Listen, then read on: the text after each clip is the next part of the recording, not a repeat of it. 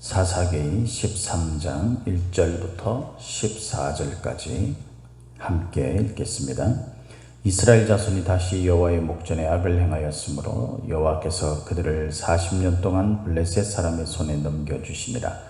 소라 땅의 단 지파의 가족 중에 마누아라 이름하는 자가 있더라. 그의 아내가 임신하지 못함으로 출산하지 못하더니 여호와의 사자가 그 여인에게 나타나서 그에게 이르시되 보라, 네가 본래 임신하지 못함으로 출산하지 못하였으나 이제 임신하여 아들을 낳으리니 그러므로 너는 삼가 포도주와 독주를 마시지 말며 어떤 부정한 것도 먹지 말지니라. 보라, 네가 임신하여 아들을 낳으리니 그의 머리 위에 삭도를 대지 말라. 이 아이는 태에서 나옴으로부터 하나님께 바쳐진 나실인이 됨이라. 그가 블레셋 사람의 손에서 이스라엘을 구원하기 시작하리라 하시니 이에 그 여인이 가서 그의 남편에게 말하여 이르되 하나님의 사람이 내게 오셨는데 그의 모습이 하나님의 사자의 용모 같아서 심히 두려움으로 어디서부터 왔는지를 내가 묻지 못하였고 그도 자기 이름을 내게 이르지 아니하였으며 그가 내게 이르기를 보라, 네가 임신하여 아들을 낳으리니 이제 포도주와 독주를 마시지 말며 어떤 부정한 것도 먹지 말라. 이 아이는 태에서부터 그가 죽는 날까지 하나님께 바쳐진 나실인이 됨이라 하니라. 마노아가 여호와께 기도하여 이르되 주여 구하옵나니 주께서 보내셨던 하나님의 사람을 우리에게 다시 오게 하사 우리가 그 낳을 아이에게 어떻게 행할지를 우리에게 가르치게 하소서 하니 하나님이 마노아의 목소리를 들으시니라. 여인이 밭에 앉았을 때 하나님의 사자가 다시 그에게 임하였으나 그의 남편 마노아는 함께 있지 아니한지라. 여인이 급히 달려가서 그의 남편에게 알리어 이르되 보소서, 전일에 내게 오셨던 그 사람이 내게 나타났나이다 하며 마노아가 일어나 아내를 따라가서 그 사람에게 이르러 그에게 묻되 당신이 이 여인에게 말씀하신 그 사람이니까 하니 이르되 내가 그로다 하니라. 마노아가 이르되 이제 당신의 말씀대로 되기를 원하나이다. 이 아이를 어떻게 기르며 우리가 그에게 어떻게 행하리이까? 여호와의 사자가 마노아에게 이르되 내가 여인에게 말한 것들을 그가 다 삼가서 포도나무의 소산을 먹지 말며 포도주와 독주를 마시지 말며 어떤 부정한 것도 먹지 말고 내가 그에게 명령한 것은 다 지킬 것이니라 하니라. 아멘. 오늘도 저와 여러분에게 하나님이 함께 하시는 충만하신 은혜가 임하기를 예수님의 이름으로 축복합니다. 오늘 우리가 읽은 이 말씀을 가지고 은혜로 준비된 자라는 제목으로 함께 말씀을 나누도록 하겠습니다. 우리가 읽은 이 본문 말씀은 이제 우리가 어려서부터 교회를 다녔다면 너무나 많이 들어왔던 삼손에 관한 이야기입니다.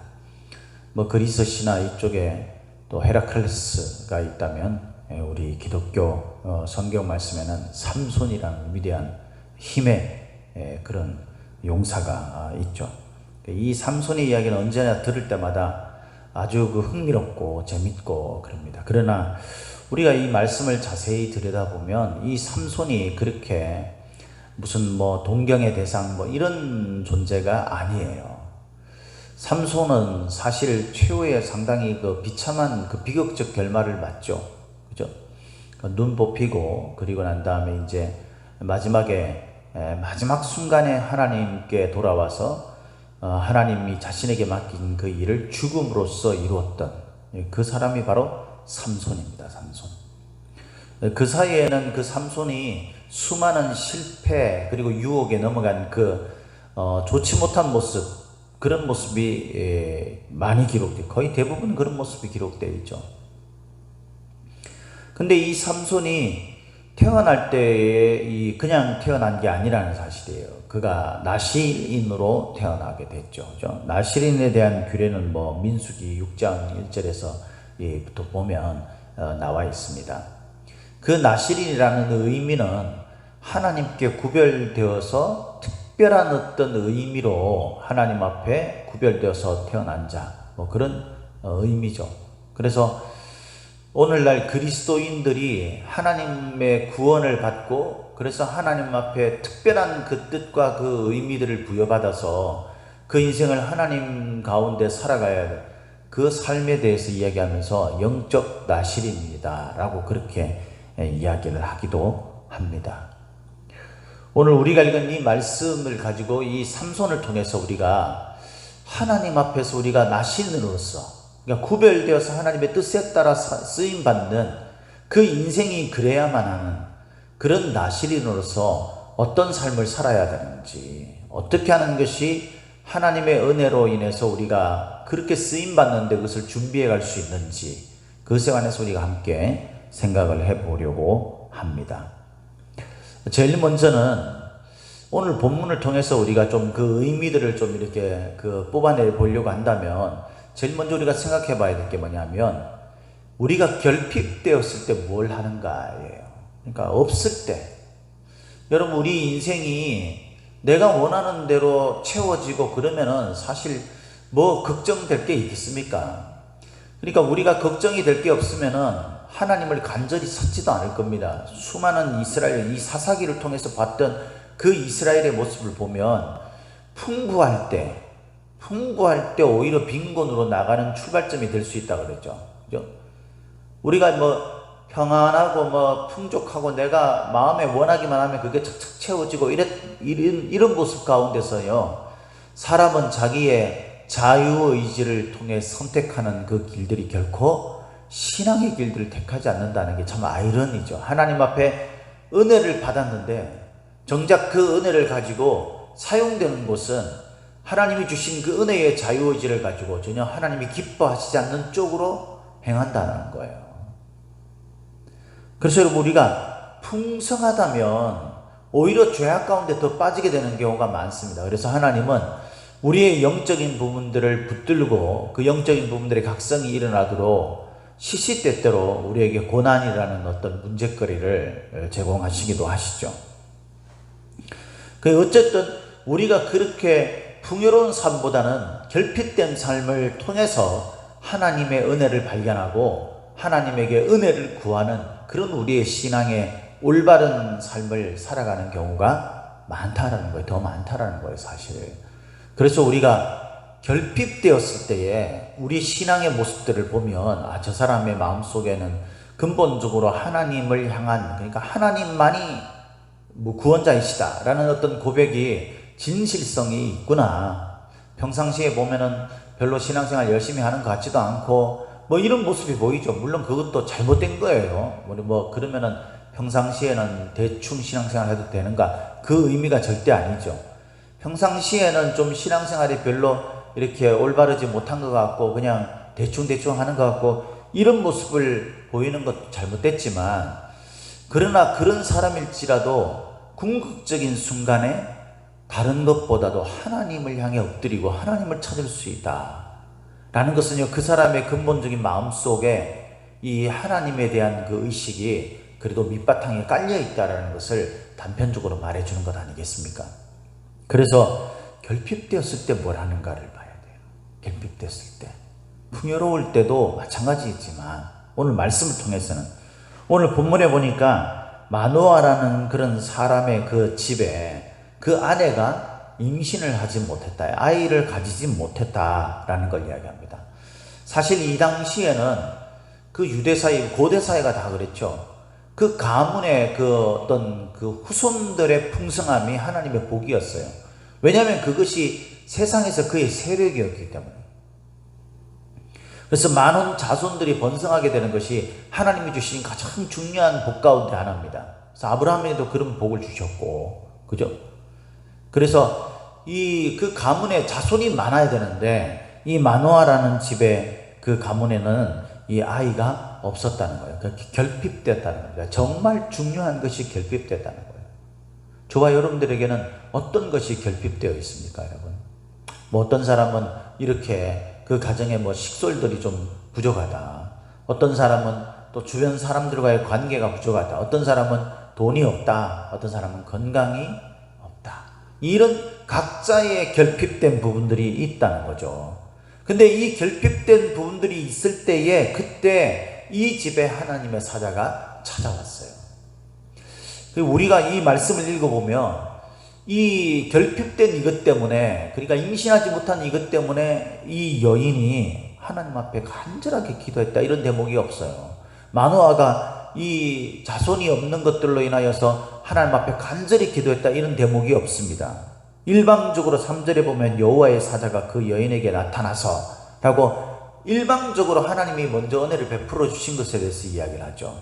그러나 우리가 충분히 짐작해 볼 수 있는 것은요, 이 마노아라는 사람이 가지고 있었던 신앙에 대한 자세예요. 이 아내로부터 이제 그 여호와의 사자가 나타나고 뭐 이런 이야기들을 듣고 난 다음에 이 마노아가 어떤 태도를 보입니까? 하나님 앞에 나가서 기도합니다. 8절부터 보면, 그죠? 그러니까 이것은 평상시에 마노아와 그의 아내가 하나님 앞에 기도의 삶을 가지고 있었다라는 것을 말하는 거죠. 기도의 삶을. 그러니까 평상시에 기도 훈련이 잘 되어 있고 그런 사람은요, 그 마음속에 진짜 하나님을 향한 믿음이 있다면 결핍된 순간 어떤 상황을 맞이했을 때 하나님 앞에 기도할 수밖에 없는 거죠. 저와 여러분들에게 없다, 나는 이것이 부족하고 또 이런 부분들에 대해서 우리가 힘들다, 이런 여러 가지 상황들이 우리에게 일어났을 때 저와 여러분들이 누구를 찾고 있습니까? 무엇을 찾고 있나요? 우리가 어떤 모습을 보이고 있나요?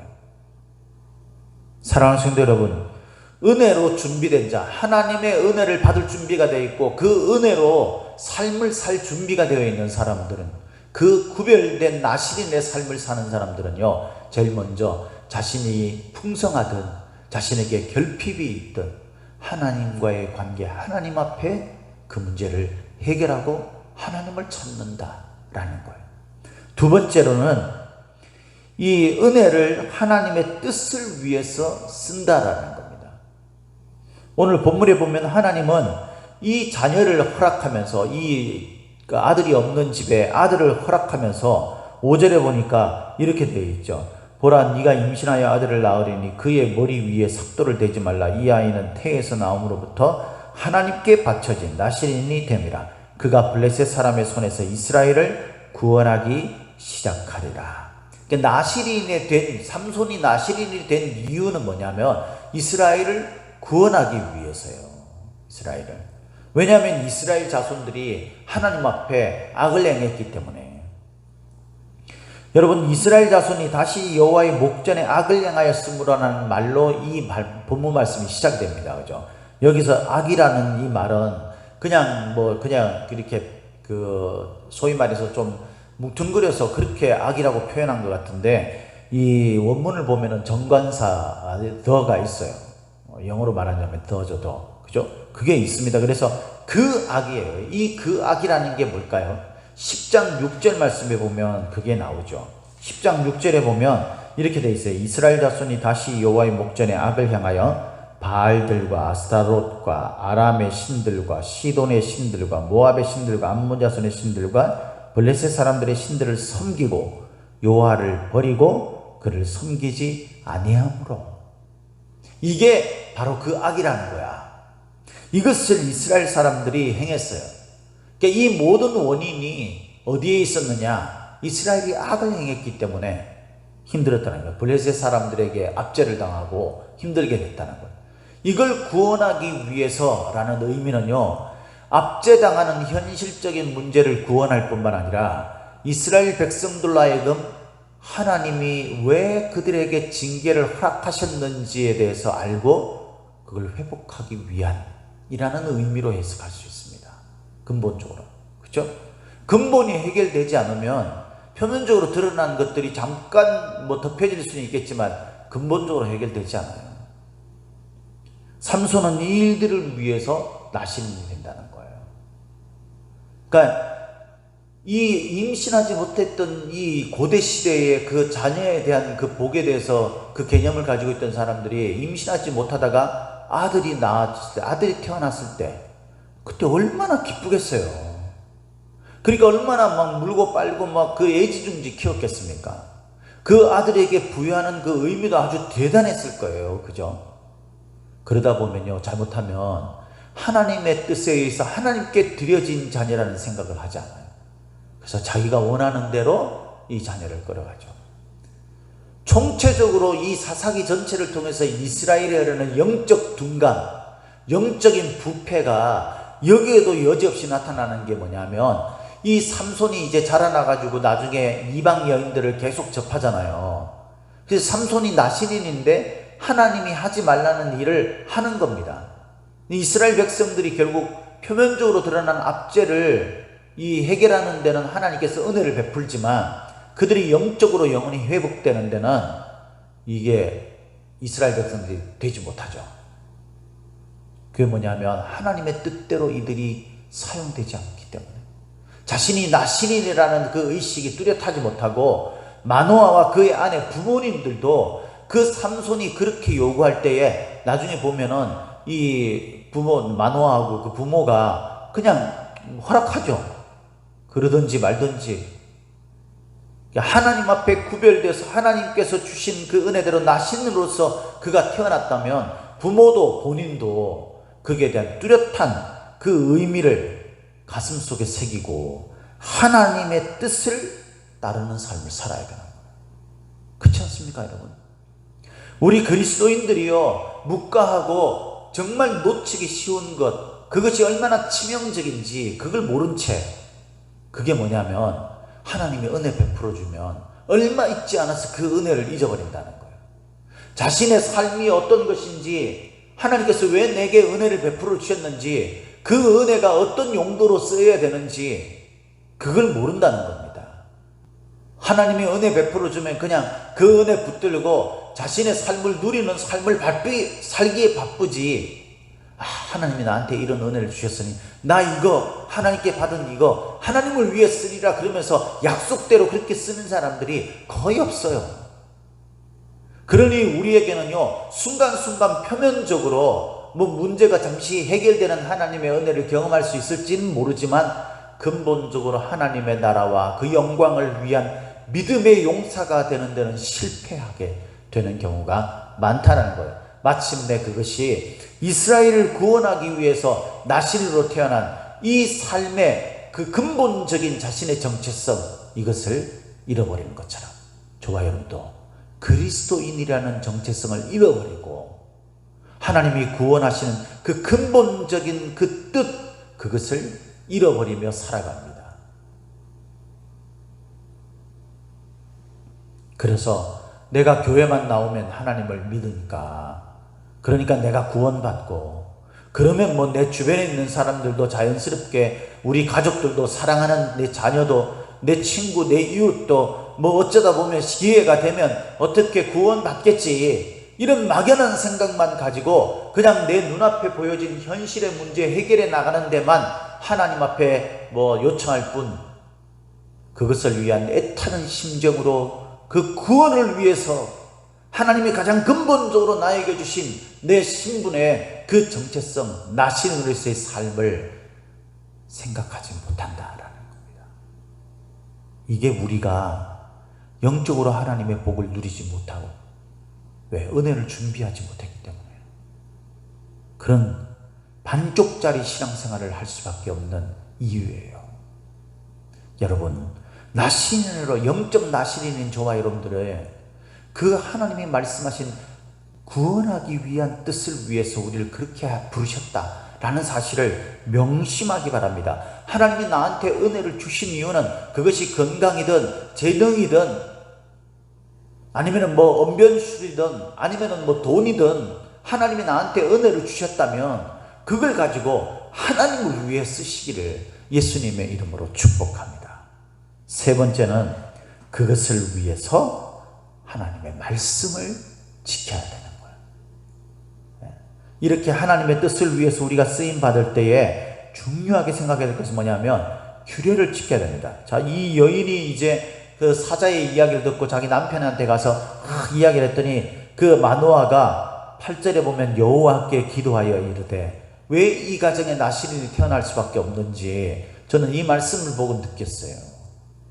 마노아의 신앙이 어떤 상태인지 이런 것들이 나타나 있지 않아요. 그런데 이런 문제가 있을 때 하나님이 어떤 사인을 보냈을 때 마노아는 그것이 정말 하나님의 뜻이고 그것이 하나님으로부터 온 것이라면 하나님께서 세밀한 부분까지 나한테 말씀하시지 않을까라고 엎드려 기도했다라는 거예요. 그래서 8절에 보면 그의 기도 내용이 나옵니다. 주여 구하옵나니 주께서 보내셨던 하나님의 사람을 우리에게 다시 오게 하사 우리가 그 낳을 아이에게 어떻게 행할지를 우리에게 가르치게 하소서. 정말 기가 막히지 않습니까, 여러분? 우리가 이런 신앙을 좀 가졌으면 좋겠어요. 우리한테 어떤 일이 있으면 좀 그것이 큰 일이든 작은 일이든 무슨 일만 있으면 하나님께 달려가는 거예요. 그래서 하나님 앞에 묻는 겁니다. 하나님이 말씀하신 것 의심하지 말고 마노아는 그걸 믿었어요. 지금까지 임신하지 못했는데 아내의 그 말 한마디 하나 듣고 헛소리 하지마, 네가 헛걸 벗겠지, 이렇게 말하지 않아요. 하나님이 말씀하신 것이 분명히 사실이라고 받아들였어요. 하나님이 말씀하신 그 아이가 태어난다면 우리가 그 아이를 어떻게 양육해야 될지 그것에 대해서 물었다는 거예요. 나중에 이 마노아 그 엄마 되는, 그 아내 되는 삼손의 어머니가 변질돼 버리죠. 그래서 아들에게 이걸 올바르게 가르치지 않아요. 그러나 여러분, 이때의 이 모습만큼은요, 그리스도인으로서 우리가 본받아야 될 모습인 거예요. 하나님 앞에 물으세요. 하나님의 대답을 듣고, 그러면 하나님께서 큰 덩어리만 가르쳐 주는 게 아니에요. 우리가 세밀하게 이 길로 갈지 저 길로 갈지 이것을 하나님께서 가르쳐 주신다는 거죠. 오늘부터 하나님 앞에 엎드리세요. 물으십시오. 하나님, 하나님의 뜻이 내게 이렇게 임했는데 하나님, 그러면 내가 그 속에서 내가 어떤 역할을 해야 합니까? 무엇을 해야 합니까? 그렇게 하나님의 뜻을 물었더니 하나님께서 이렇게 말씀하시죠. 9절에 하나님이 마노아의 목소리를 들으시니라. 그 다음에 하나님의 사자를 다시 여인에게 보냅니다. 그때 마노아가 없었죠. 그래서 마노아를 다시 불러서 마노아 그 이야기를 듣습니다. 그때 하나님께서 이렇게 말씀합니다. 13절에 여호와의 사자가 마노아에게 이르되 내가 여인에게 말한 것들을 그가 다 삼가서 포도나무의 소산을 먹지 말며 포도주와 독주를 마시지 말며 어떤 부정한 것도 먹지 말고 내가 그에게 명령한 것은 다 지킬 것이니라. 이스라엘 백성들과 하나님과의 언약의 관계 속에서 하나님이 지속적으로 경고하며 가르치고 말씀하셨던 가장 중요한 핵심적인 말이 뭡니까? 하나님의 말씀을, 계명을 지키는 거예요. 신앙은 그게 답니다, 여러분. 신앙은 무슨 신비주의 체험하고 여러분 그것이 우리에게 있으면 참 좋겠죠. 근데 그게 없어도 사실은 상관없어요. 왜? 하나님과 우리가 맺은 언약이 있잖아요. 말씀이 있지 않습니까? 내가 하나님 앞에 기도하고 그러면 하나님 말씀을 읽다 보면 말씀이 깨달아져요. 그러면 말씀에서 말하는 그대로 사는 겁니다. 그것이 신앙입니다. 사랑하는 성도 여러분, 저와 여러분들은 삼손처럼 영적 나실인입니다.